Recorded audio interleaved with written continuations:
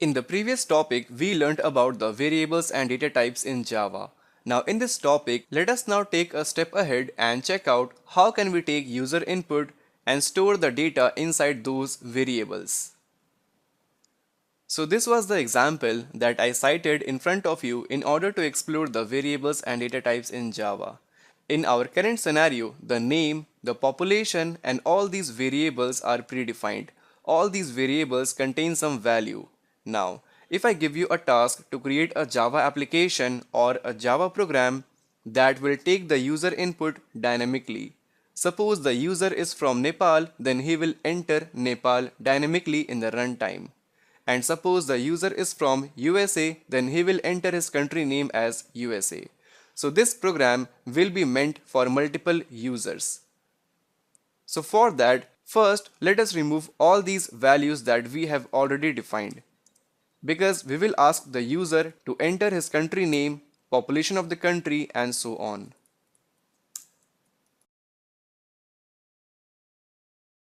So currently all these variables are not initialized. And now, in order to get the user input, we have a special class of scanner. So let us type scanner and it is showing some error.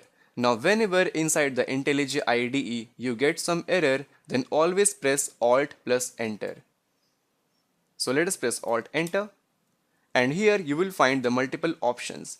So here we want the scanner from this package of java.util. Let us select it. And at the top you will find some statement import java.util.scanner. Now what does this statement stands for? If you notice at the top we have our package name defined com.internshala.java application that contains the class of main, right?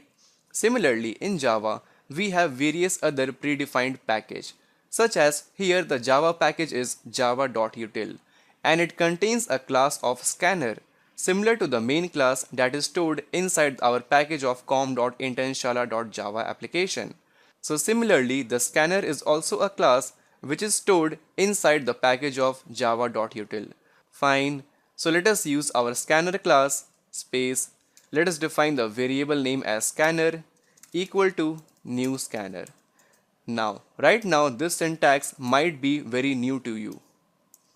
Because here I am using the concept of object-oriented programming. The scanner is a class and whatever variable name that we have defined here is actually the reference variable. And here on the right hand side, new scanner and something, it is actually the syntax to create an object. Now please don't worry about what is an object and what is a class. As promised, I will talk about the classes and object in a lot more detail in our upcoming modules. So as of now, let us type this statement and then in order to get the user input, we need to use the scanner variable. So let us use scanner, give a dot and there you will find multiple options or the methods. Let us use the first method as next. Give it a semicolon. Now what this next method do? It actually asks the user to enter the string. So right now our string is actually the country name. So let us assign it to name equal to Scanner.next. So when this statement will be executed, it will ask the user to enter the name of the country. So whatever user will enter, it will be stored inside the name. And now right after this, let us print out the name of the country. Let us run the code. And here in the output console, let us type our country name as let's say India. Hit enter and then it will print India in the output console. Just because this India is actually the user input which is being entered by the user at this line of code. And this India is basically the output of this print statement. Now let us modify our code and let us ask the user to specifically enter the country name. Let us now run the code. And there we go, it is asking enter your country name. So here let us type United States of America. Hit enter.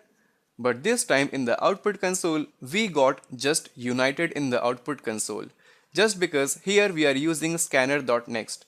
Now what this next method do? it simply returns the first token or the first string value that it encounter till it reaches the space. So as soon as it reaches United and after that space, it simply skips out the states of America and it only stores the value of United inside the country name. So what is the solution for this? So for that we have next line method. So this method compared to the next method will actually store the whole statement inside the variable of name. Let us now try it out. Let us type United States of America, hit enter, and there we go, United States of America. We can also refine our output by using something in our print statement. Let us use your country name is, use the plus symbol and append the name at the end. Let us now run the code again. This time let us enter South Africa. So here we go, your country name is South Africa. So this makes our program more user friendly. Enter your country name, user enters South Africa, and then we get the output as your country name is South Africa. And now at the end I would like to mention one more thing. Whenever we use the scanner class and its variable, so always remember at the end don't forget to close the scanner class. This will ensure that your program is robust and it will simply avoid any memory leakage in future.